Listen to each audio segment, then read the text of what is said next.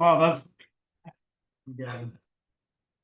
How many people in here have any Acorn food that Wow. That's a lot of hands. Appreciate you all, really. Thank you. more than once?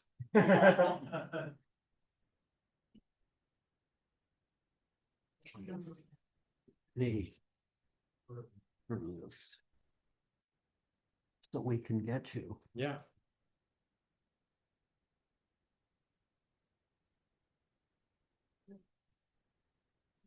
Not necessarily one for everyone, but one for Cleo. At least one for Cleo. So. You know, okay, here, that's the ones. I have to have the picture of glass in here, hoping it'll.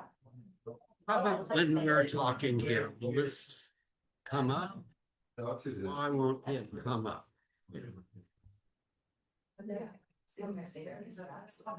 Um, How big you it's meeting. That's fine.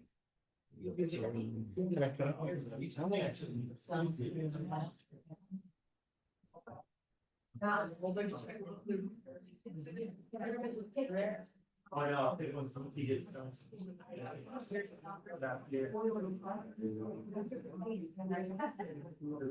Oh, it's here. That's gone.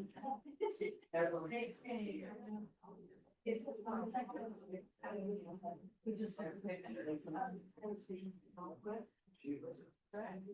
Why won't this show bigger from here? Spotlight.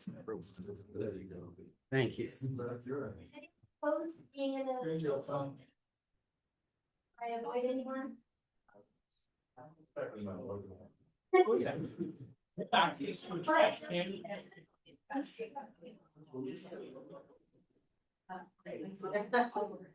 That's all I think. I had my hair down here.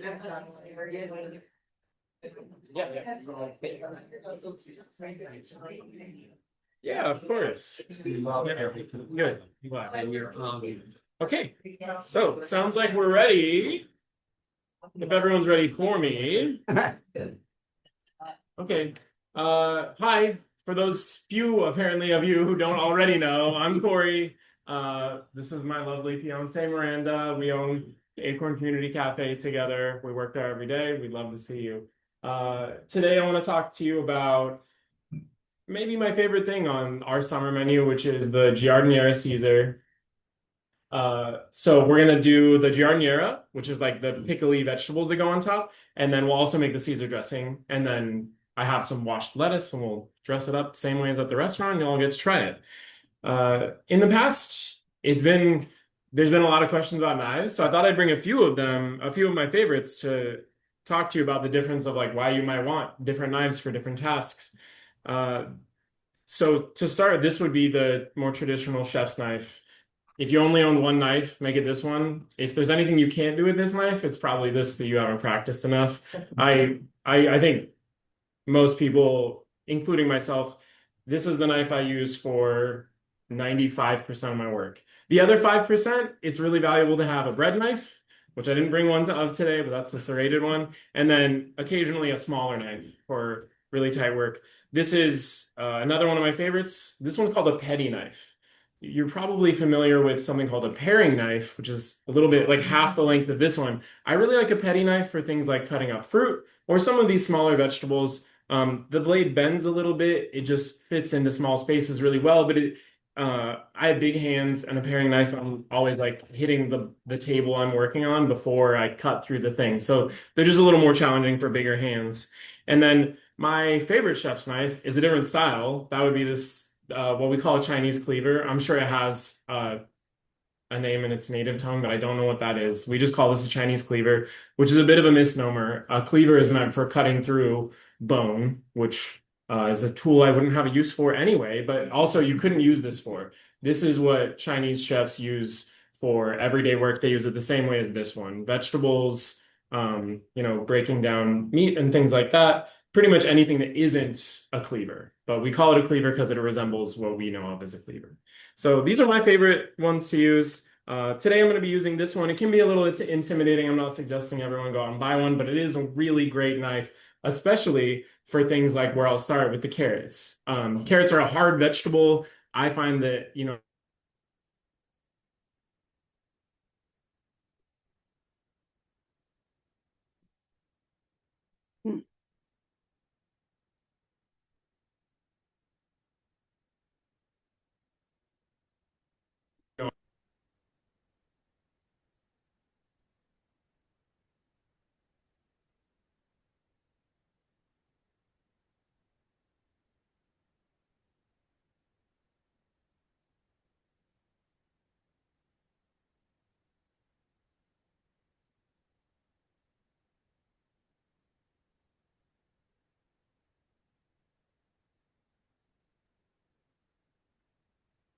familiar with. There's nothing wrong with this. At the restaurant, I try to fuss over every little detail to make it feel a little more fun and a little more special. So I dice the carrots. Dicing carrots is a little hard because you're going against nature. You're trying to turn a round thing into cubes, which is needlessly difficult at home, maybe, but they do look really great. So uh, when you do that, it usually helps to sort of rotate the carrot and cut off each side. And now we have something that sort of resembles a square. Not perfectly, but better than it was before. Now we have some flat sides to work with. The advice I always give anyone who's trying to dice or... Oh, yeah, yeah, let's move all these vegetables out of the way. And I'll do that again for you. Would you like to know what it's called in Chinese? Sure. Hi now. Side out Yeah. with the TS sound. Sai. Caidao. Yeah, yeah. Thank you. Chinese vegetable. Yeah. Garlic knife. Well, it is my favorite. I really feel like there's a lot of chefs in China and they really know what they're doing. A lot of people, a lot of chefs, a lot of hungry people. I'm sure that this is a particular brand. I don't know what it is. This is the most common one. This I forget what this brand was called, but very mass-produced knife. It's nothing particularly special. Did you get this one? From the internet.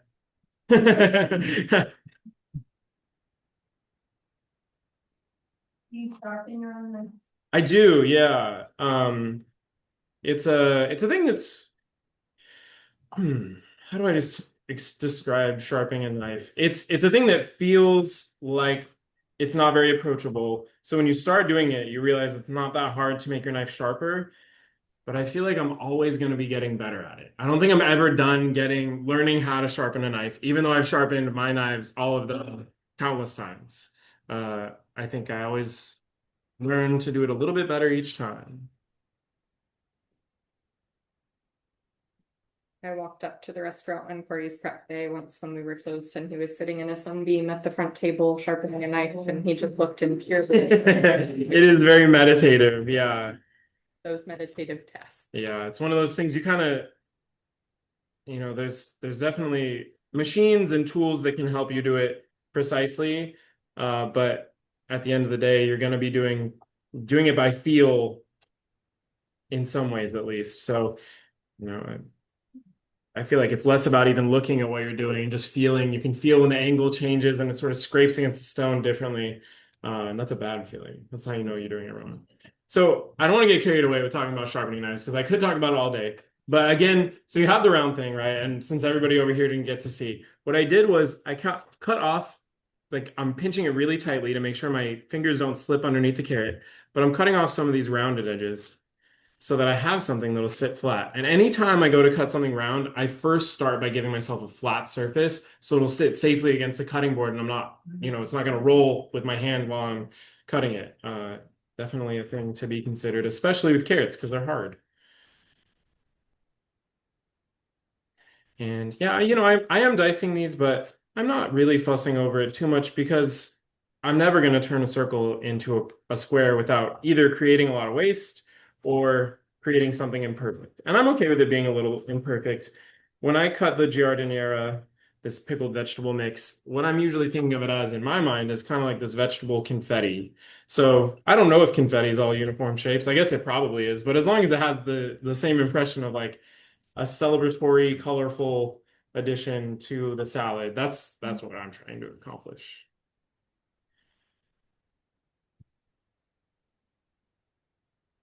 I think I brought a little more carrot than I need, so I think ready to move on. Next is celery. Celery, sometimes I use it more as an herb than as its own vegetable. It has a pretty strong flavor. And I know that it puts some people off, but I really think that getting to know how to use it right, it really can add a lot of flavor. I just think it's sometimes better to think of it as an herb than as a vegetable you want to eat a whole lot.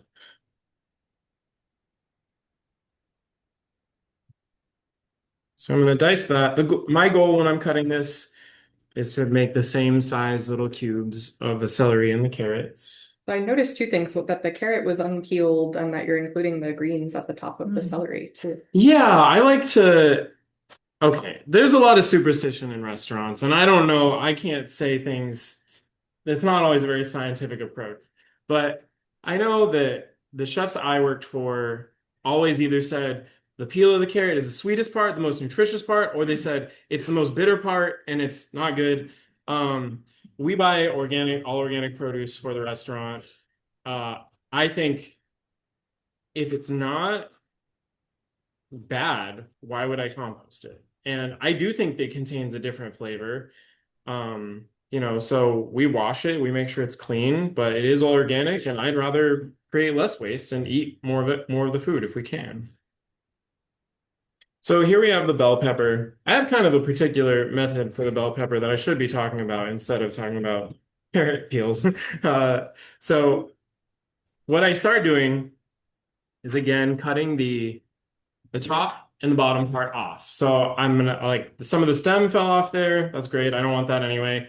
And there's more than one way you could go from here. You could just cut it in half and sort of pull out the seeds and the ribs, and that's a fine way. I think it's really fun to like make a cut in the side here, and then you can sort of go around, just sort of cutting where that membrane touches the pepper, and then you can just like unroll this thing and have this big sheet of pepper. There's no real particular reason to do it that way, except I like it. So the other way to do it, the important parts are, don't waste the top and the bottom because it's perfectly good. You just don't need the stem. So the other way that's decidedly easier is just cut it in half and then come in with your hand and pull that out. They do, yeah. When you cut it my way, you don't have any seeds going anywhere. They're all still attached. You get it. You get it. Appreciate that. So from there, I'm gonna do what we call a julienne cut. Julienne, I've been told means, thank you, ribbon, which just means we're cutting in these like narrow straight lines. Pepper skins will let you know when your knife isn't very sharp, because if you can't cut all the way through, which I'm having a little trouble with, you'll know that it's time to sharpen your knives.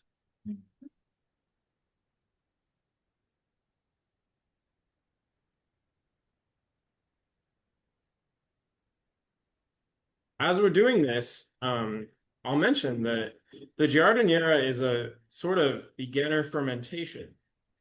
So there are some sort of specialized tools you need to make sure that you're going to have a successful fermentation, namely a food scale.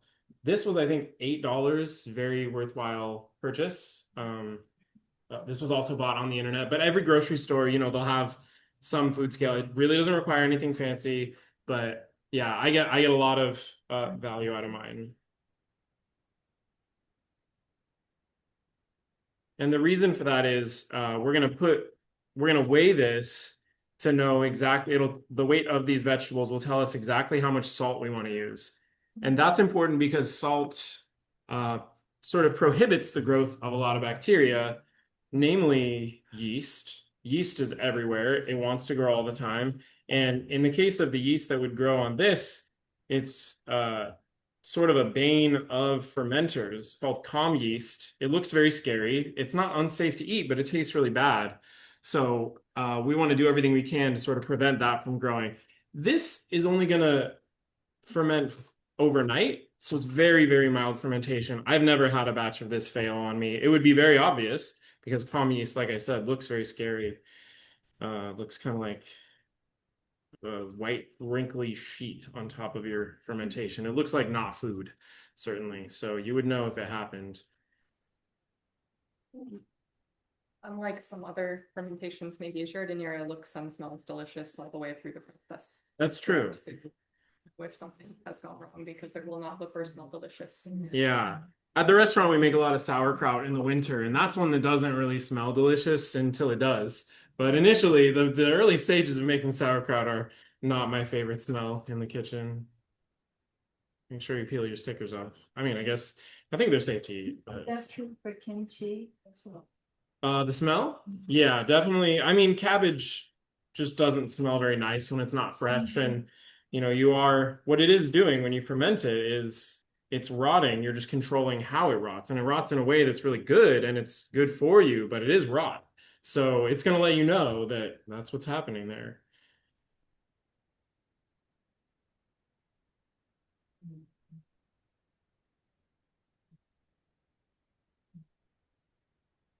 My favorite thing about these knives is it makes a good shovel to scoop things up with.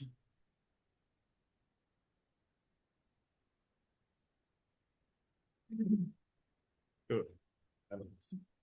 Don't do that. Don't scrape your blade against the cutting board. It's bad. The ratios here are not super important, I'm realizing, because you're just going to weigh all of the vegetables together. That's right. So if you Yeah. happen to have more of one and less of another, pretty Yeah. simple recipe. Yeah, it's definitely versatile. The word giardiniera just refers to a really abundant garden. I don't know exactly what it means, but I read this in a book that this is the time of year where a garden that's producing vegetables would be producing its most vegetables, and in order to prolong the life of them, you might ferment some, and that'll make them last longer.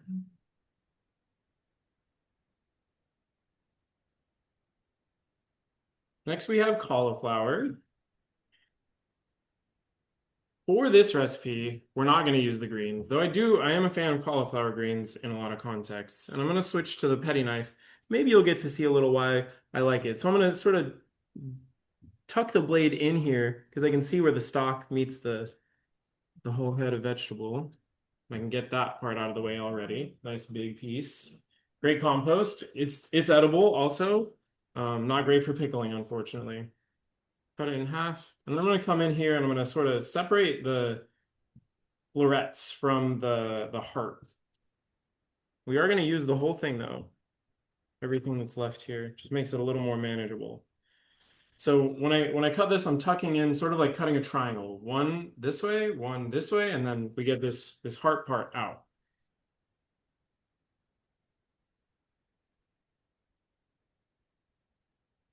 Why cut away the heart if you're including it all? Just makes it easier. Make smaller pieces to chop. That's really all. You could try to take a whack at the whole head at once if you want, but because I'm looking to make the really uniform tiny pieces, that's what I want to do. So cutting them into slices, and then I'm cutting those slices into these julienne sort of bars. And then I'm going to turn them into little squares. And they're not exactly squares because they're sort of falling apart as I cut them, but again, we're going for as uniform a cut as we possibly can. Now, if you don't want to take the time to do that, that's again, totally fine. You could sort of just take your hands at this point and separate out your little florets. And they still look very cute. Cauliflower looks great. Tastes great, looks great. It's fun to use. I have seen Jardiniera at the store in many different forms, and some of it is very small dice like this, and some of it looks like whole florets that are not small. Yeah. Yeah, I think it won't affect the process of the fermentation and marination of the vegetables. It's really just up to your preference.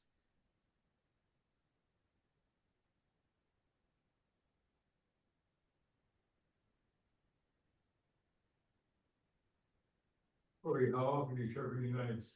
I mean, I feel a little guilty because I should sharpen them once a week. I try to sharpen them once a week, but we use all of my knives get used by our employees in addition to me, so I would say at least 12 hours out of every day they're hitting cutting boards, chopping through hard vegetables. They need a lot of work. Our home knife, I probably sharpen that once every 6 months. And that keeps it perfect. If you were to I could definitely sharpen it less than that, but it would make me sad to use sometimes if I did. Not to hit a sore subject, but your knife is tipped. So Yeah. right? Yeah. This is the first chef's knife I ever bought. When I got my job at Marche, I bought this for myself. And you can see that the tip is broken off of this knife. I've never been one to baby knives. What's wrong? Just in my dress, you're good. Oh, okay. A lot of professional cooks, but a lot of even home cooks that I've worked with, that I've known and worked with, very into buying the prettiest knife they can and really fussing over it all the time. But to me, a knife is a hammer. It's a tool. It's not, I wouldn't use a knife as a hammer, but much like a hammer, it's a tool. And if you use it, it's going to get a little beat up. And taking care of a knife to me looks like helping it stay sharp, washing it and drying it every time I use it. And it does not mean never smudging it or, I have other knives, but I haven't thrown this one away because it's still a very useful knife. Let's cut up these hearts, make sure we use as much of our nice organic produce as we can.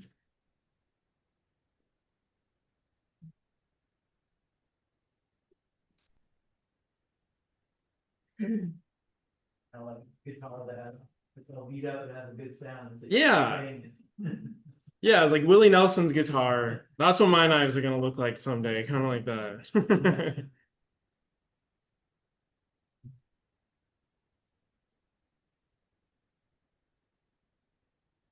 Miranda and I worked together at a Japanese restaurant for some years, and I learned a lot about Japanese restaurants while I was there. And one thing that a lot of sushi chefs will do is they sharpen their knives daily because they have to be perfectly sharp all the time.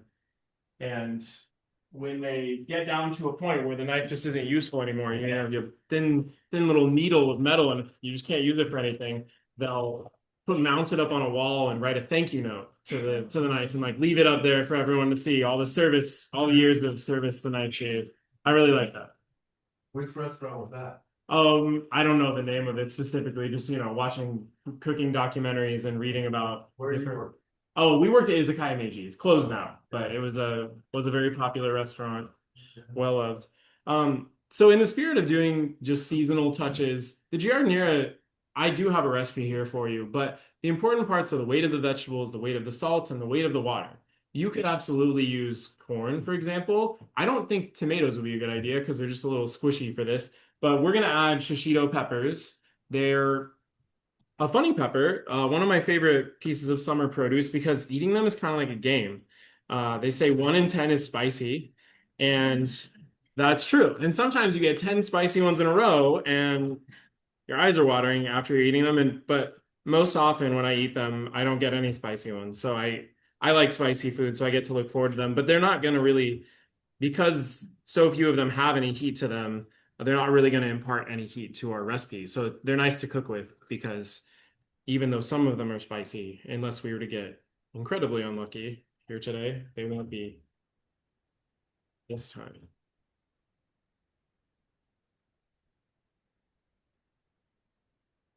Are those in here? Yes. How spicy would you say the overall mix ends up with 1 in 10 being spicy? I mean, of the giardiniera, if a 1 is a glass of soy milk and a 10 is, I don't know, we'll say a habanero pepper, it's a 1, maybe. Like I think I don't detect any heat at all, really. These are okay. Yeah. Yeah, they're not spicy. They're not even really bitter. When we serve them at the restaurant, we fry these peppers whole in a little bit of oil on a pan, and we just serve them with we serve them with pickled blackberries and toasted hazelnuts. But you eat the whole pepper except for the stem. Just pick them up in it.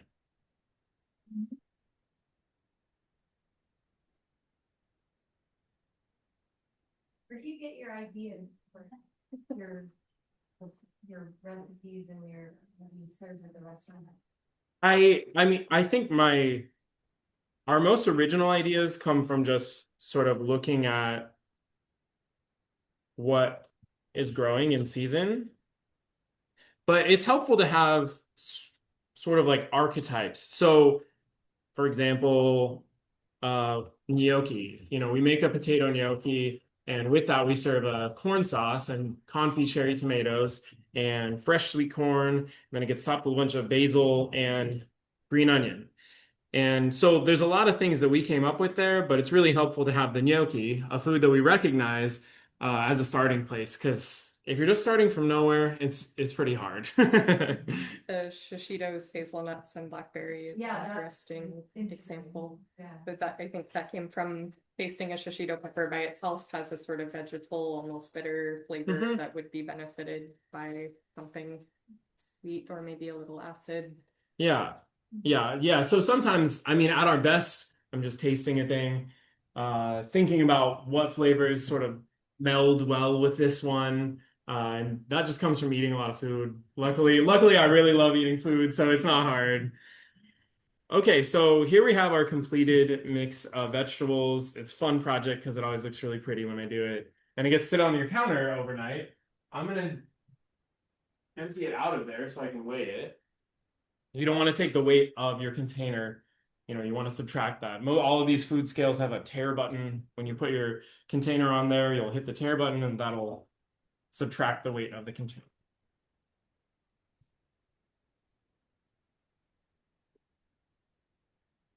Okay, so we have, I mean, I don't think you guys need to know, but I'm going to do the equation real quick. Help of my calculator that my math teacher told me I wouldn't be carrying around all the time. And you'll see in the recipe, it says you want the same weight in water. So I have roughly 1,300 grams here, 1,295 grams of vegetables. And so I'm going to add the same amount of water, which will be just enough to cover this. I've never encountered a situation where it wasn't the right amount, but if you could add more water and more salt. We also need 6% of this weight in salt. So I'm going to take 1295 times 0.06 gives me 78 grams of salt.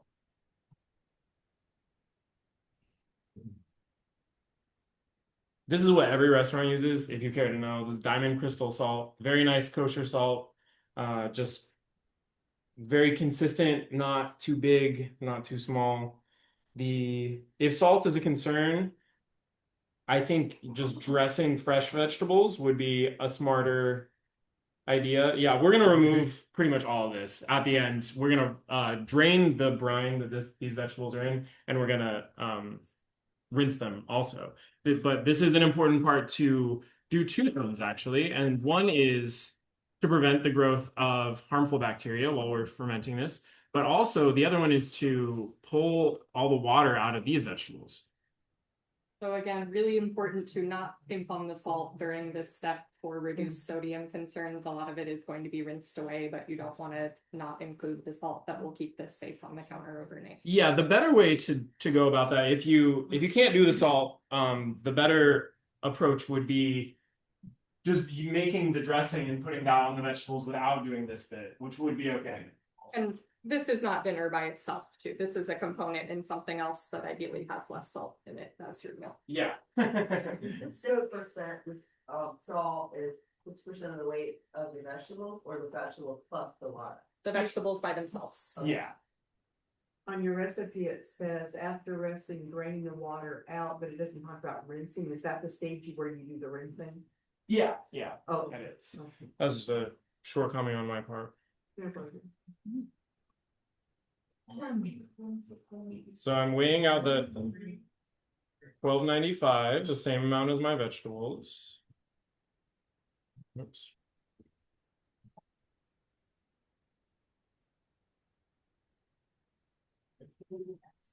Yeah. Oh, thank you, my lovely assistant. Add this in here. Can I ask how many of those peppers you use, because it's not on the recipe and I'd like to know how to spell it properly. Yeah. Pepper. Yeah, we can pass you the package. I just, because this is not part of like our base recipe and this is just sort of a seasonal addition, I just grabbed a handful of peppers. Yeah, Shishito, Shishito. means lion's face, or that's so I've heard. Lion's head. I don't know. I don't know why, but that's what it means and sounds cool.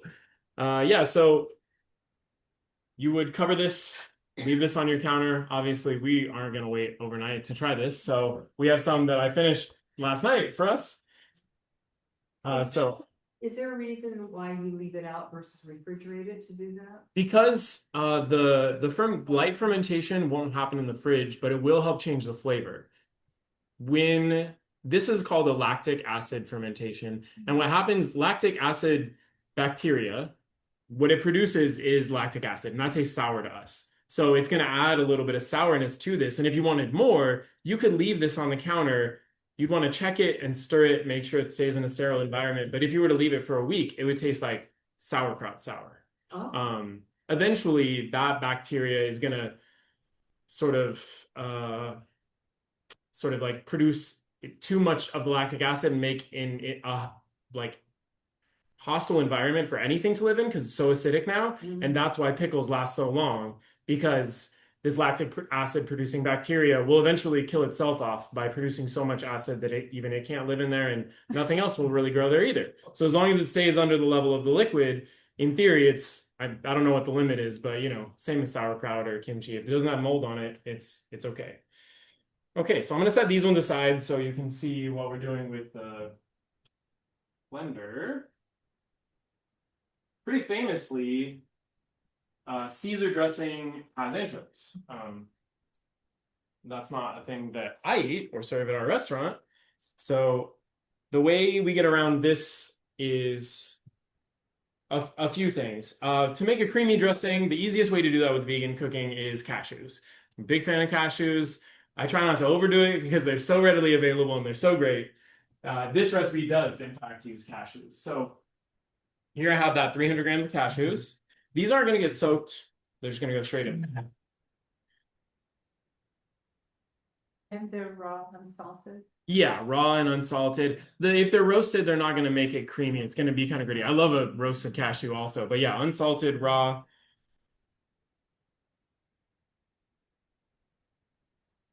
16 grams of garlic. Or measure with your heart. Or measure with, yeah, I find that salad dressings, raw garlic can be a little intense for me, but if you want to use more, please do. There's nothing wrong with doing that. Got some already juiced lemons here. Save us a little time. 40 grams of that. We did do this recipe in weight to reward you for getting your food scale for that fermentation. It's true, yeah. To rinse the capers before you use them? I don't. I like the brine that they come in and everything. Yeah, I don't. Well, the rinsing of them. Yeah, I think that's crazy. Yeah. Yeah. And I like the ones in brine. You can get the salted capers. You'd probably want to rinse those because those are pretty intense. But if they're in the juice, yeah, throw that in there. So that was our capers and our Dijon mustard and black pepper. So here at this point, we need to add our water. Yeah, garlic went in there as well. Can I ask you a question about black pepper? About what? A black pepper. Oh, yeah. I have to avoid black pepper, so what is a substitute for the black pepper? Can I use a different kind of pepper? So I don't want to ruin the flavor, but I can't, if I'm avoiding black pepper, what's the alternative? Sure. I think like if spicy is okay, crushed red pepper is great. Paprika, if that's okay. A smoky paprika, it's gonna change the flavor, but it's one of my favorite flavors. Like a good Spanish smoked paprika, you won't miss black pepper ever if you have a nice can of, usually it gets sold in little metal tins, a nice smoky one. It's great. Yeah, you're welcome. So adding our water. And true to form, there's something I forgot that's sort of like an optional ingredient, but ooh. I don't have backups. So if you miss the fishy flavor of Caesar dressing, which sometimes I do. What I like to add is, you know, the little seaweed snacks you can buy at the store. That's nori. It's a kind of seaweed, and it very much tastes of the ocean. So I like to just the same ones that come in a pack at the store. I just like to put a couple of those in there. That's entirely up to you. This recipe is complete without using it, which is why I forgot to put it on there, but it is a great addition and makes it taste a little more like a traditional one.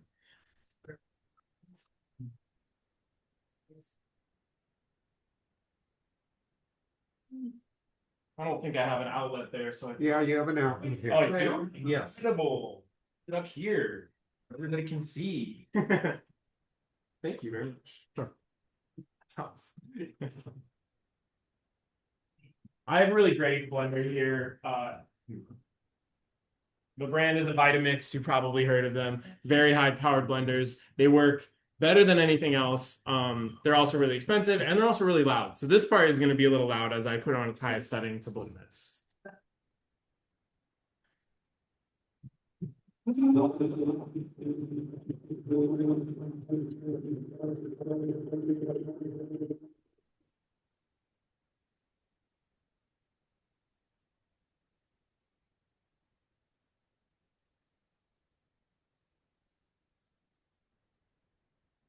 you if you don't have a Vitamix, use any blender. I wouldn't buy a Vitamix just for this. You might find that it comes out a little less smooth, but it's fine. The flavor is going to be the same, and you know, don't worry too much. Or if you need an excuse to buy a Vitamix, maybe this is the excuse that you're looking for, and you can do that.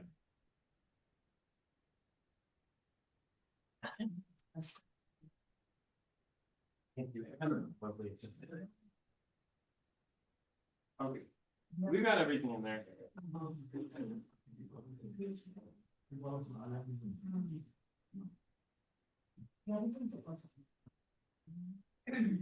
Okay. Would this last in like the refrigerator?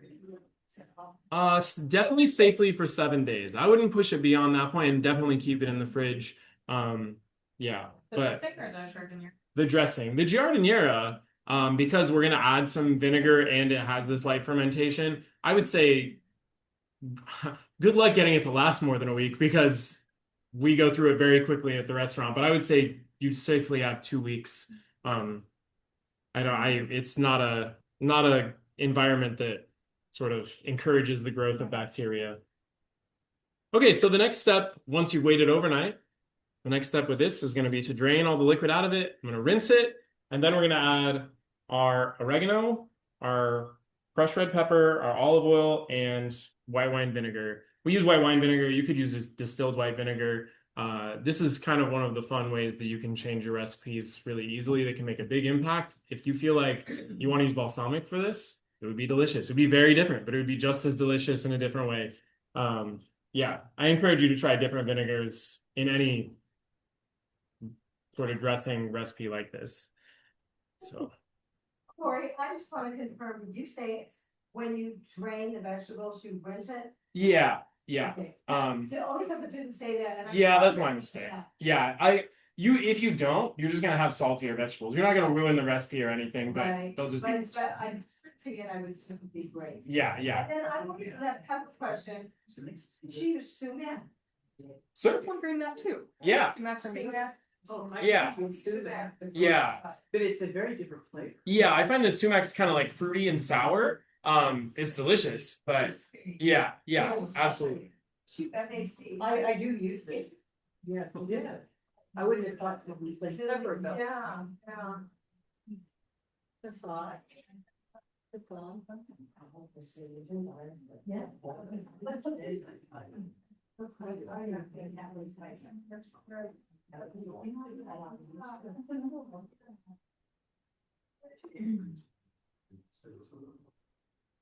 What's that fancy little?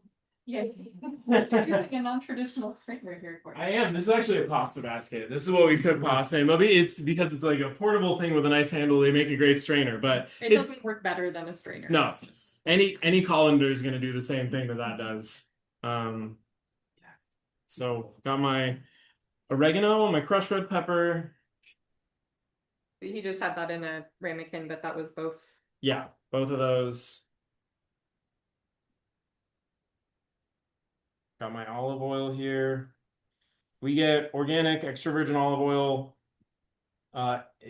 It might it might look like I'm using a lot. You can cut the amount. This is not important to the fermentation process at this point in the recipe. The fermentation's over. So if you'd like to use less oil or even no oil, that is totally up to you. I really, in the rest. This is not your dinner. This is a Right. small part of Right. your This is the topping for the dinner. That's it.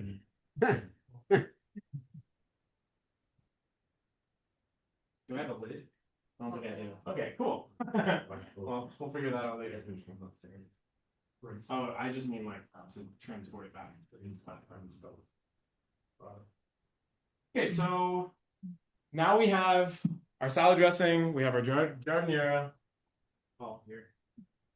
And an extra little touch that we do is we get panko breadcrumbs. They also make a version out of rice if you can't have gluten. And we toast that and add a little bit of garlic oil to it. It makes a really nice touch, a little more reminiscent of a traditional Caesar salad. Ours is very light. We didn't want big chunky croutons. You absolutely could do that, but we just like the breadcrumb as like still an inclusion of those flavors and that memory, but doing it our way. So to finish this up, this one.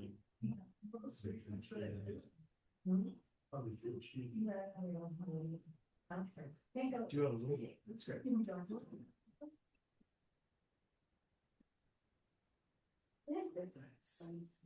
Corey, I have a question on the breadcrumbs. Could you use nutritional flakes or would that be too cheesy? Oh, you absolutely could. Yeah, of course. Yeah. I love. Charlie has me addicted to nutritional. Yeah. Flakes. If anybody tells you you shouldn't be putting nutritional yeast on anything, I think they're just jealous of your nutritional yeast supply. So if someone is gluten, Mhm. shouldn't be eating it, they shouldn't put this up. That's right. Yeah, and I can leave it off for anybody who wants to. But what I would suggest is trying out the rice panko. It's a gluten-free version of this same thing. If you can't have gluten, try it out. You might find that it's pretty fun to use. Sure, I'm gonna need a little to dress the salad, absolutely. So here we have my favorite little lettuce. For those of you who were here with us last time, I used this last time also, little gem romaine. It's my favorite. It's so cute. It's just like a smaller version of the big romaine heads, but the leaves being this size mean that I can leave them whole and they just look very nice. You certainly could just get some regular romaine, chop it up. You'd have the same salad. It would look a little different than mine. And I encourage you to try, they sell this at the farmer's market. You can find this stuff and it's just little gem. Very, very adorable name. It's hard to forget, really. So they do look just like tiny little Yep. round heads of romaine. So I like to dress this pretty lightly. And I think there's kind of an art to dressing a salad well. When I dress a salad, if there's a bunch of dressing left over at the bottom of the bowl, I know I use way too much and I'm gonna be sad.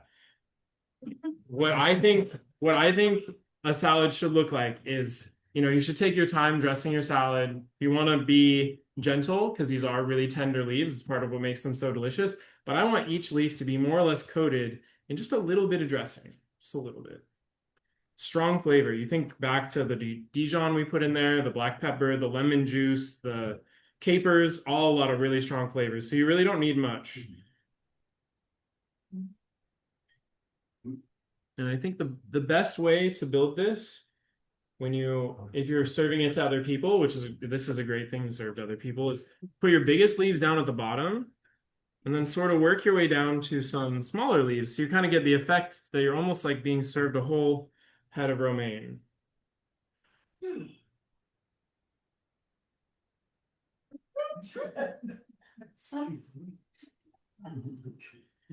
Okay, so there's our romaine. It's a little sprinkle of our giardiniera, and then a little bit of panko on top of that. And that is how you make we serve it a little bit bigger than this, but that's how you make the Acorn giardiniera Caesar salad.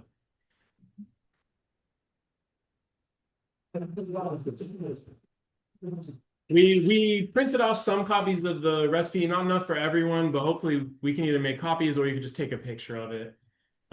Yeah, I'm just gonna make a bunch of this now for anybody who wants to come up and try it.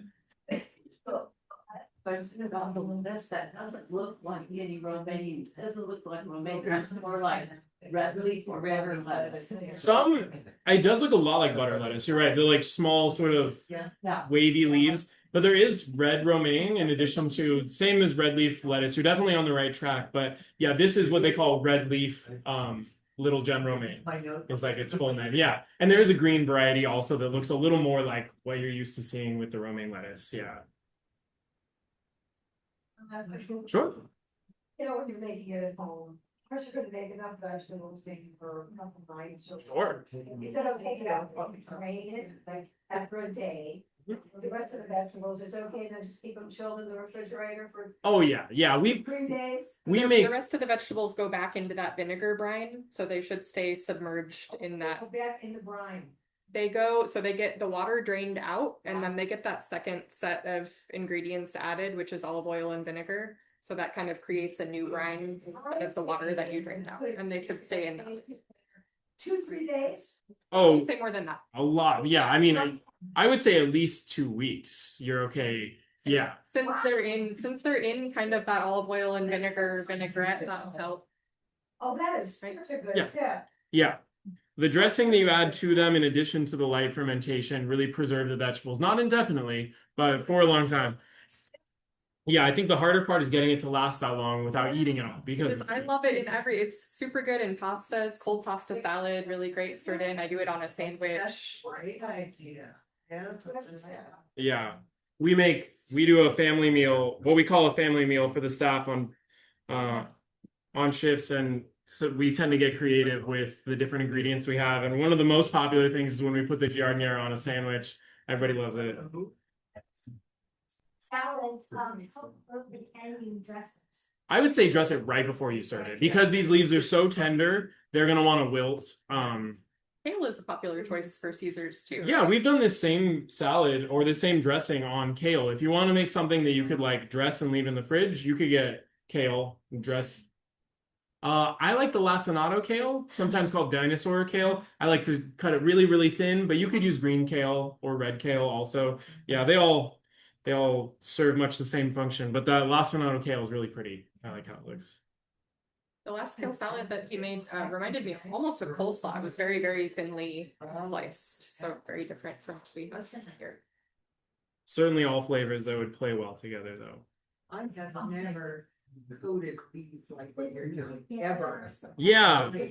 This is such an interesting technique. It's one of those things that people, if you serve it to other people, they might not know why your salad was so much better than theirs because they're like just shaking the bottle on top of the leaves on their plate. And there's nothing wrong with that, but they're gonna remember. They're like, I don't know why, but her salad was just so good. She makes the best salads. Like you mentioned earlier, you're not getting this soupy salad dressing in the bottom because Right. you put too much. Yeah. You're just making sure everything's Sure. coated. Do we have my spoons? Could you help me by sprinkling a little giardiniera? Other spoon for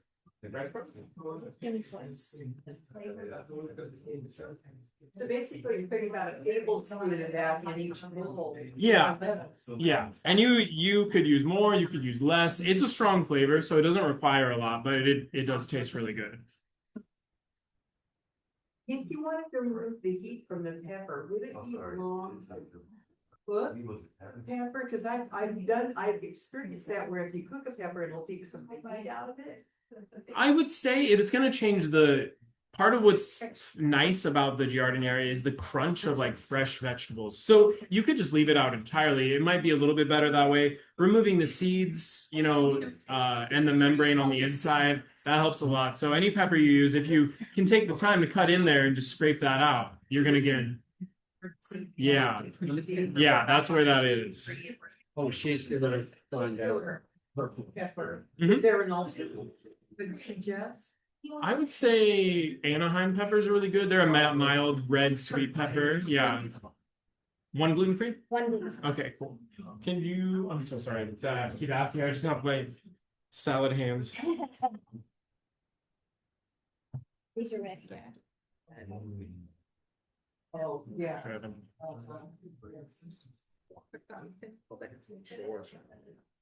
Here we go. May I ask you a topic?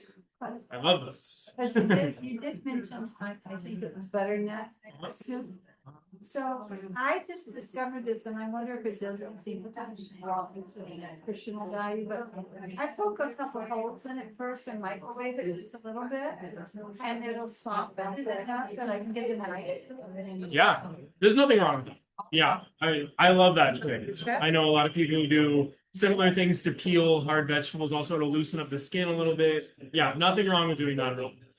With the afraid I'm gonna slip and cut Yeah. myself trying to get, so it's five pros and I. Yeah, that's not the same. You know, you can go to the farmer's market, it's still warm from the sun. Why wouldn't you buy that butternut squash? Yeah, I'm a big fan of the microwave trick myself. Yeah. Yeah, of course. You did good here, right? Yes, that's.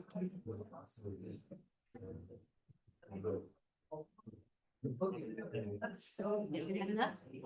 Okay, no.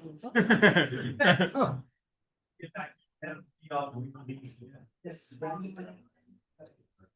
Yeah, very good. Sure.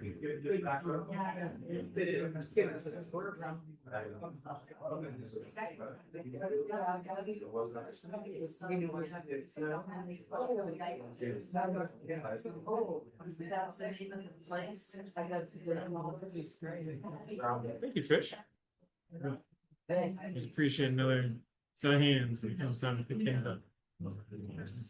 Yeah, that's right.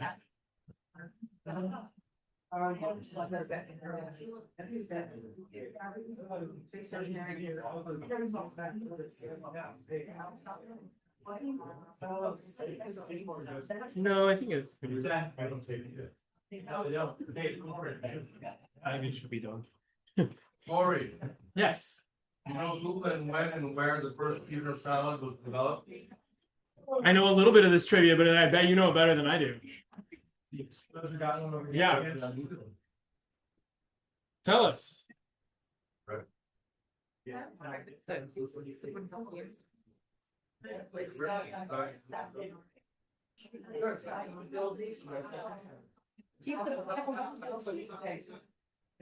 We toast the breadcrumbs with dry, with nothing on them, and then we are constantly confying garlic to make it like a roasted garlic, and it cooks in oil. So we take a little bit of that oil and drizzle it in there after it's done.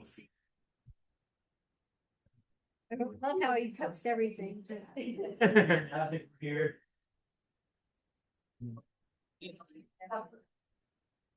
They're very seasonal, but I do see them pop up at most grocery stores in the short term. We order them through our distributor. It's an organically grown company. They source from Oregon and Washington and California, various farms. This is I need to finish summer.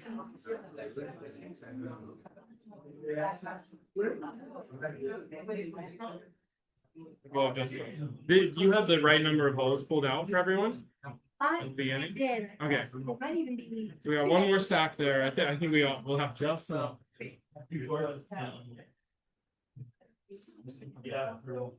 Did we get our one gluten-free one out yet? Yes.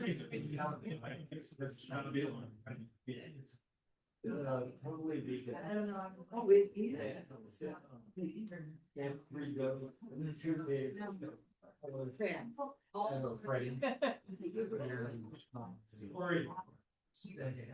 You approve? Thank you. I felt like I was not good at making salads for a long time, and I felt frustrated pretty regularly.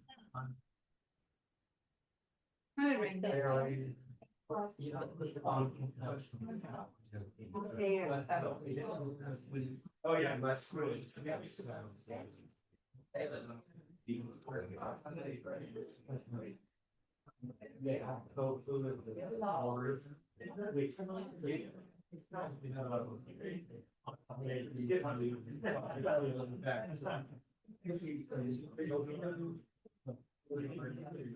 So you can keep from the garden, and you're in there, right? Yeah, but they didn't. Love you. Not even red. We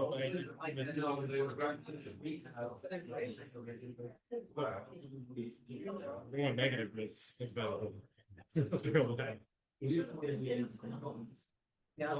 Okay. And be strategic here. We're at the end of it. I think we have just enough for everybody. Make sure everybody gets at least some. Oh, thank you so much. So glad. Anything not good here? That's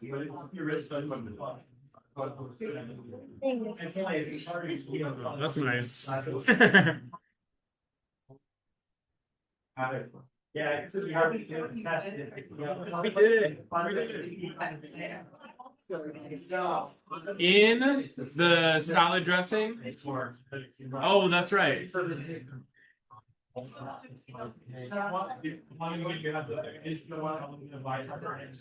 that's fine. Yeah, thank you. Thank you.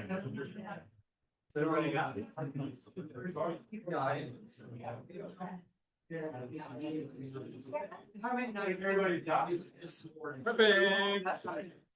Totally knew what I was doing. Oh, yeah. I was like, I know exactly what it was gonna be. Yeah, unfortunately, yeah, one of the cycles around it, what was one of the. Is there enough for everybody? Yes.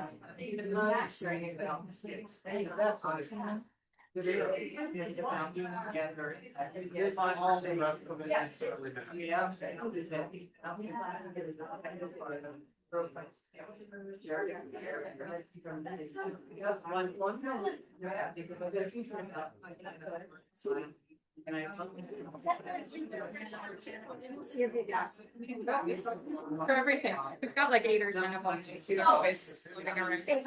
Yeah, like we got one for the barn and coffee drinks. Very useful for everything. We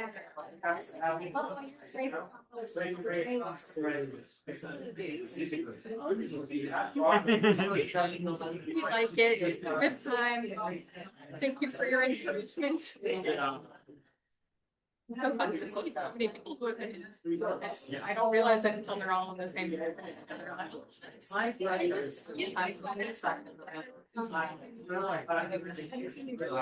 That's great. Yeah, I feel like the crowd grows in Great. We did take an hour, huh? Got here at 7. Yeah. Well, thanks for giving us the hour. Yeah. Yeah, it turns out we needed it.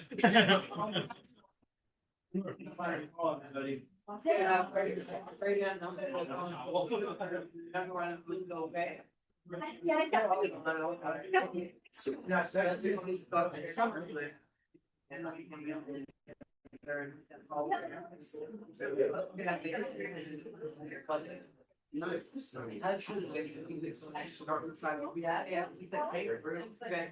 You start. Cool. All right. Property. Question askers too. I have to try and make this dressing for bad. It's been a while, you know. He told me this week, I want to do dressing. I like Yeah, yeah, great timing. Prepare your own food. Right. Maybe you want to create a little brand custom? Sure. You got all that? Yes. Wow. Thank you so much, everyone. It was so great to see you again. Really appreciate you all. Yeah. Thank you. Hopefully we get to see you all shortly. Thank you. Hey, everybody who might be online, is there anybody else online? So Faye, we're gonna close off for now and have a good night. Okay. Are we done? Yeah. How many people that were in the? 32. Or there were only like 3. Three, okay, yeah, it was like 34. Yeah, that's great.